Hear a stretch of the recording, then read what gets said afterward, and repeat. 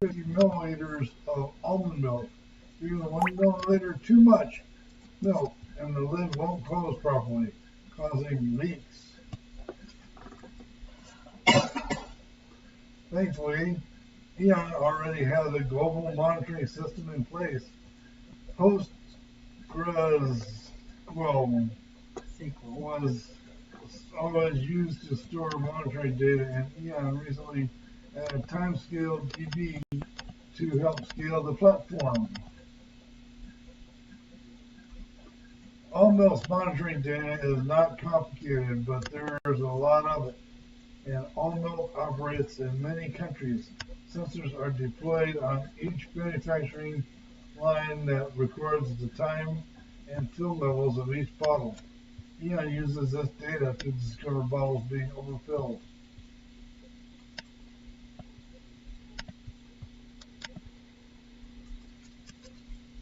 Okay. Time to find leaks. Eon wants to quickly identify which machines have been reporting bottles with more than 251 milliliters on average in 10-minute windows over the past hour. I think you can also hit the enter key. Huh? I think you can also hit the enter key to go to the next slide. Here? Yeah, right. Time to find leaks. Eon wants to quickly identify which machines have been reporting bottles of more than 251. It's the same thing. In 10-minute windows over the past hour. Oh, I see. Because you're hitting enter. You're hitting enter to run the query again, and you have to click that to continue. But here you can actually choose which query. Right arrow key? Yeah, with the right arrow key. Yeah. Try yourself, modify the queries and see how. Oh, go back. Let's go back. Wait, can you go back? Can you go back? Can you go? Yeah. Right on. You can. Time to find leaks. Eon wants to. Well, inspect the query then. There you go. Isn't that where we just were? Try it yourself. Modify the queries and see how execution times are different across PostgreSQL. SQL. Isn't that SQL? Yes. PostgreSQL. PostgreSQL. PostgreSQL. PostgreSQL. And this is what happens when nerds name things. Okay. Hypertable. Okay. All right. Yeah. So you can click this drop-down box right here, and then. It's all the same date.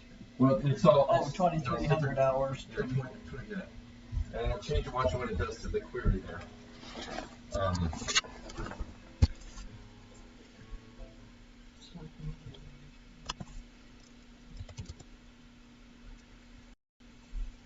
So if I click on one of these dates, it's going to change this information here. Yeah. So it'll change. Choose the start date. So it'll change the first value, right? Today is 2022-0530. Right.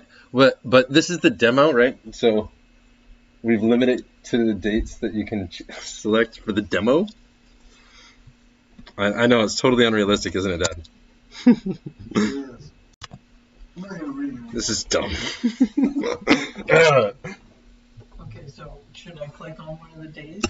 Yeah. Go ahead and click on one of the dates, and then see what it does to the query there. Yeah, choose a different date. Down arrow. Sure, that one. And then that changes the query there, you see?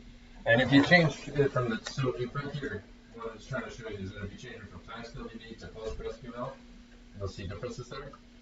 But not very much differences. It's basically the same query, it's just querying a different object, a different table there. So if you, otherwise select the round of the average fill level to the second decimal point as the average fill level over the time bucket, 10-minute time window, get the country code and the machine ID. So we're getting the average fill level for all of the machines in a 10-minute time window. Okay. For each machine in a 10-minute time window, right? So you go ahead and run the query, It's the same query. The whole point is that the Timescale DB is querying against a hyper table, because we deliver hyper tables.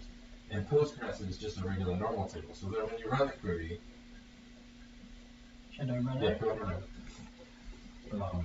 Then what we're showing here is that because we use these awesome things called hyper tables, it beats the pants off of PostgreSQL performance. And it's awesome. Why did So the it white takes liquid change to 200 orange liquid? So, Yeah. Are you bottling orange juice now? No, it's still almond milk. Well, So it's orange almond milk. execution time is 2,771 milliseconds. Yes. Okay, as opposed to 7,689 milliseconds that it takes these people to fill it. Yeah. So if you're running PostgreSQL, yeah, that's a lot of milliseconds. Anyway, so go ahead and click the continue and keep going through the tutorial. We've got a few more screens to go. That's almost 3 times faster. It turned out that 3 machines in the U.S. factory or facility are broken. By using Timescale DB, Eon can answer significantly faster comparable to PostgreSQL, SQL, whatever. A global almond milk meltdown, continuous aggregates.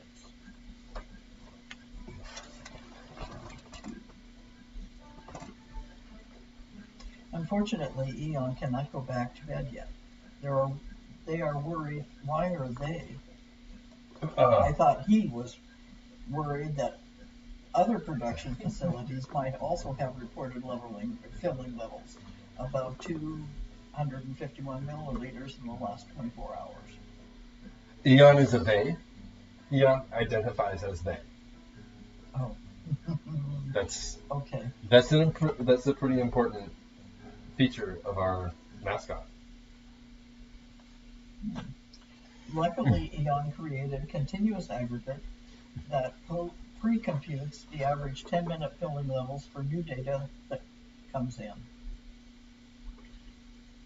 Yeah, so that's another thing that that our database thing does, is these continuous aggregates. Hello.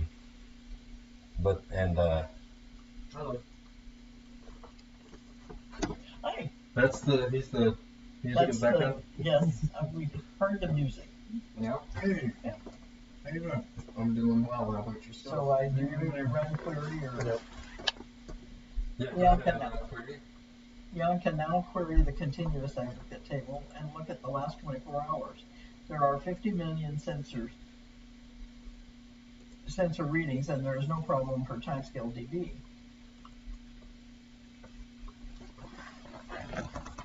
Ay, caramba. Yeah, so the previous query that we were looking at, the previous example, was showing just a query against a hyper table, the same query against a regular PostgreSQL table. Now this one we're creating continuous aggregate on top of our hyper table, and the continuous aggregate allows us to answer a question in 137 milliseconds, where we can answer the same question if we had to ask it just against the hyper table in 22 seconds, and PostgreSQL is still taking like a whole minute to win it, right? That's going to take a little He while. hasn't even come up with Nope, anything. PostgreSQL is going to take a little while. Pardon? It'll come. It'll happen. You're doing great, buddy. Okay. Continuous aggregates are fast. In less than 137 milliseconds, Eon learns that the production line in Argentina also reports leaking bottles. And 43,854 milliseconds. Almost double the time that Timescale does. 320 times faster. Continuous aggregates help Eon to analyze longer time periods while also increasing query speed compared to these other people. Looking back at the last 24 hours, the query reveals another broken machine in the Argentinian factory. Compression, the optional collapse. Operational collapse. That. Or optional. It is kind of optional, but Operational collapse. The night shift is over, right? No, probably not. The price of raw almonds is increasing. So Eon is constantly trying to reduce operational costs.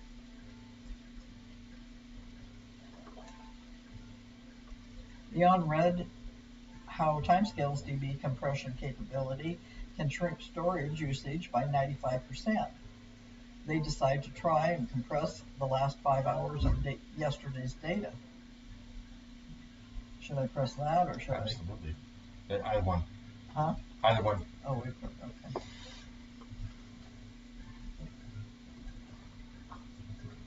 okay.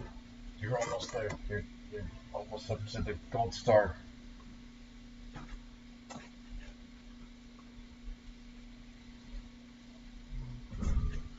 $766 megabytes to 26 megabytes. Eon just reduced 5 hours of data from 766 megabytes to 26 megabytes. That's 96% savings. The best part, Eon gets even faster execution times on compressed data.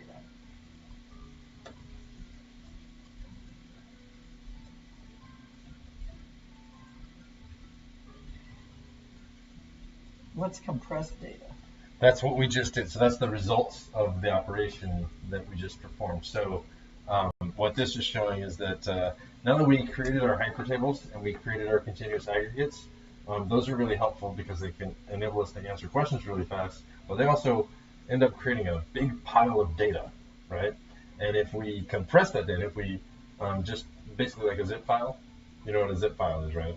Or like in Yeah. So data compression is basically making a file smaller than it actually is by reducing redundancies in the data. like sucking out all of the white space. It's like a vacuum pack. It's like vacuum packing your stuff before you stick it in the freezer. You got to unvacuum so that it. You have more place to store. So you can store more stuff in tighter spots. Right, okay. That's what compression does, and so the thing that you just did when you ran the query, it compressed the data 96%, and one of the benefits of after we've compressed the data, then we query it, we even get faster results because we have to read fewer physical sections of the disk.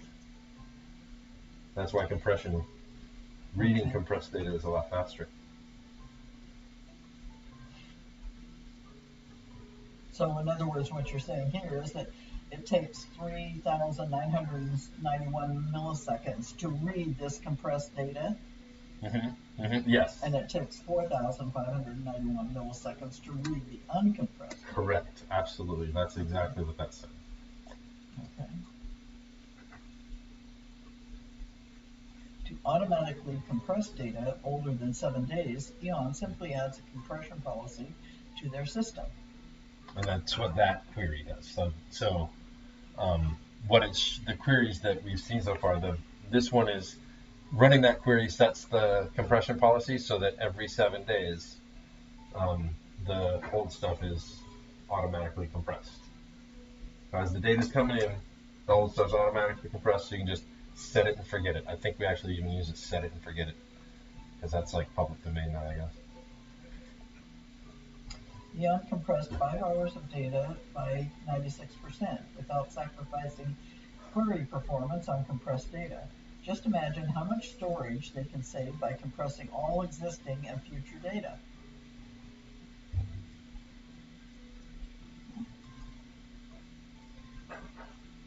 Now that Eon can set it and forget it, they can get back to sleep. And that's Z. That's almonds. The almond milk supply is secured.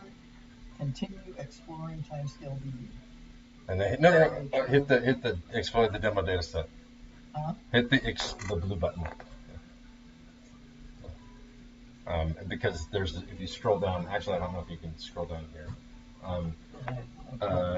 So hold the control key in the left, on your left hand, the left control key. This is control. Yeah, there's two control keys. This one on the left. Okay. Hold control and then hit the minus key